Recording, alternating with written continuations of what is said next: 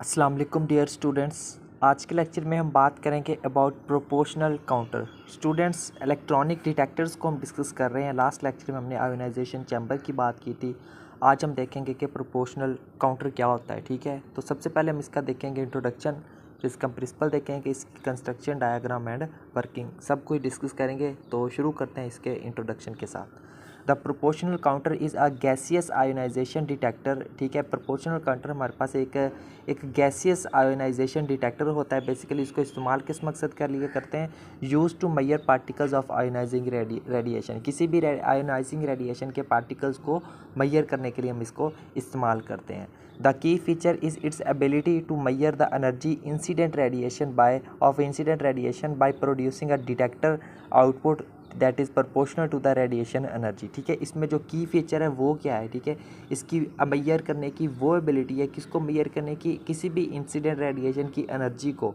कैसे? Bye producing a detector output. ठीक है, उसके ऊपर एक डिटेक्टर आउटपुट को प्रोड्यूस करते हुए that is proportional to the radiation energy, जो कि उस रेडिएशन एनर्जी के डायरेक्टली प्रोपोर्शनल होती है। ठीक है, it is widely used where energy levels of incident radiation must be known. ठीक है, ये उन जगहों पर बहुत ज़्यादा इस्तेमाल किया जाता है प्रोपोर्शनल काउंटर का, जहाँ पे हमारे पास जो इंसिडेंट रेडिएशन के जो एनर्जी लेवल्स होते हैं उनकी वैल्यूज़ हमारे पास क्या हो? नोन वैल्यूज़ हो। ठीक है, such as in the discrimination between alpha and beta particles. यानी कि मिसाल के तौर पर अगर हम अल्फ़ा और बीटा पार्टिकल्स की अगर हम डिस्क्रिमिनेट करनी हो तो वहाँ पे भी हम प्रोपोर्शनल काउंटर का इस्तेमाल करते हैं। ठीक है, तो ये इसका बेसिक इंट्रोडक्शन था। अब देखते हैं इसके प्रिंसिपल क्या होता है। ठीक है, यहाँ से the gas molecules get ionize. जो गैस मालिक्यूल्स है वो आयोनाइज हो जाते हैं। कब?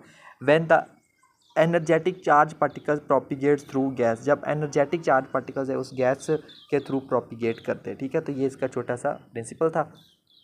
अब बात करते हैं इसकी कंस्ट्रक्शन की। ठीक है, तो यहाँ से देखते हैं। It consist of a metallic cylindrical tube containing a mixture of methane and argon at low pressure. ठीक है, ये क्या है? एक मेटेलिक क्रिस्टल ट्यूब के ऊपर कंसिस्ट करता है, जिसके अंदर जो है वो मिक्सचर होता है मीथेन और आर्गन गैस का eight low pressure. A fine tungsten wire fixed along the axis of the tube. इस ट्यूब के एक्सिस के ऊपर जो है वो एक टंगस्टन वायर को फिक्स किया जाता है। एन एम्पलीफायर एंड डिस्क्रिमिनेटर, एक एम्पलीफायर को फिक्स किया जाता है। And discriminator is also part of proportional counter. ठीक है, एक एम्पलीफायर और डिस्क्रिमिनेटर भी इसका प्रोपोर्शनल काउंटर का एक पार्ट होते हैं। ठीक है, आगे देखते हैं इसको। The tube itself acts as an anode. जो ट्यूब होती है वो खुद एक इलेक्ट्रोड के तौर पर काम करती है। While tungsten wire acts as other electrode, जबकि जो वायर होती है वो एक दूसरे इलेक्ट्रोड के तौर पर काम करती है। The voltage is applied to the device. जो उस डिवाइस के ऊपर जो वोल्टेज है उसको अप्लाई कर दिया जाता है इन सच अ वे दैट, इस तरह से कि जो सेंट्रल वायर बिकम्स एनोड। जो सेंट्रल वायर होती है वो एनोड बन जाती है। एंड ट्यूब बिकम्स कैथोड, और जो ट्यूब है वो कैथोड बन जाती है। ठीक है, जैसा कि यहाँ पे इस डायग्राम के अंदर शो किया गया है। ठीक है, अब बात करते हैं इसकी वर्किंग की। यहाँ से देखते हैं इसको। ठीक है, the gas molecules are ionised due to collision. जो गैस मालिक्यूल्स होते हैं वो कोलिजन्स की वजह से आयोनाइज हो जाते हैं। When energetic charge particles enter, जब हमारे पास एनर्जेटिक चार्ज पार्टिकल्स एंटर होते हैं कहाँ पे? इनटू द ट्यूब, उस ट्यूब के अंदर। The ions so produced get accelerated. जो आइंस प्रोड्यूस हुए हो तो वो इस तरह से एक्सेलरेट हो जाते हैं due to high pressure difference applied between electrons and cause further ionisation of gas molecule.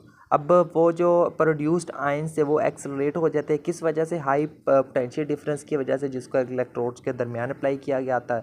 और इस तरह से जो है वो ये उन गैस मालिक्यूल्स की फर्दर आयोनाइजेशन की वजह बनती है, उसका कॉज बनती है। ठीक है, आगे देखिए इसको यहाँ पे। The total number of ion pairs created by a single primary ion is called multiplication. तो total number of the total number of ion pairs created by a single primary ion is called multiplication. तो multiplication क्या होती है? Total number of ion pairs जो उसको create करती है कोई भी सिंगल प्राइमरी आयन। ठीक है, तो उसको क्या कहते हैं? मल्टीप्लिकेशन कहते हैं, मल्टीप्लिकेशन फैक्टर कहते हैं ऑफ द गैस।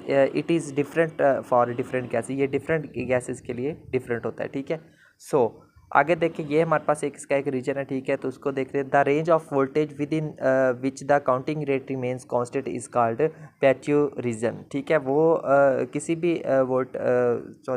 किसी भी वोल्टेज की वो रेंज की जो कि हमारे पास किसी भी काउंटिंग रेट, जिसमें जो वो काउंटिंग रेट जो होता है वो कांस्टेंट रहता है, उसको हम कहते हैं पैच्यू रीजन कहते हैं।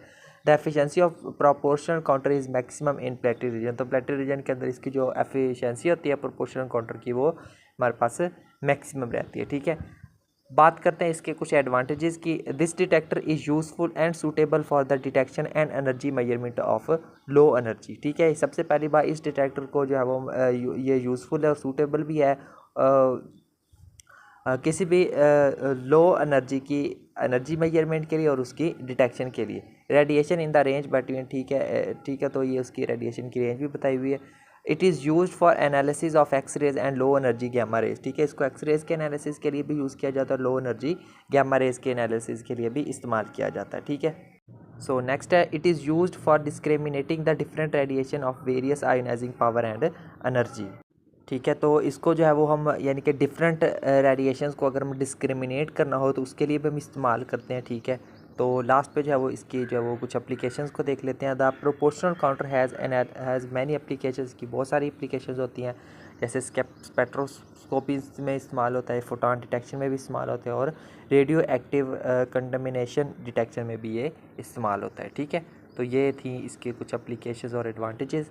तो बस यही था स्टूडेंट्स हमारा आज का लेक्चर, जिसके अंदर हमने डिस्कस किया है प्रोपोर्शनल काउंटर को, इसकी वर्किंग, इसकी कंस्ट्रक्शन, इसकी डायग्राम, एडवांटेजेस, एप्लीकेशंस, प्रिंसिपल और साथ में सबसे पहले इंट्रोडक्शन। तो उम्मीद करता हूँ आपको आज का लेक्चर अच्छे से क्लियर हुआ होगा, आपको complete A to Z data provide किया है अबाउट प्रोपोर्शनल काउंटर। सो मिलते हैं नेक्स्ट लेक्चर में किसी और टॉपिक के साथ, तब तक के लिए टेक केयर एंड अल्लाह हाफिज़।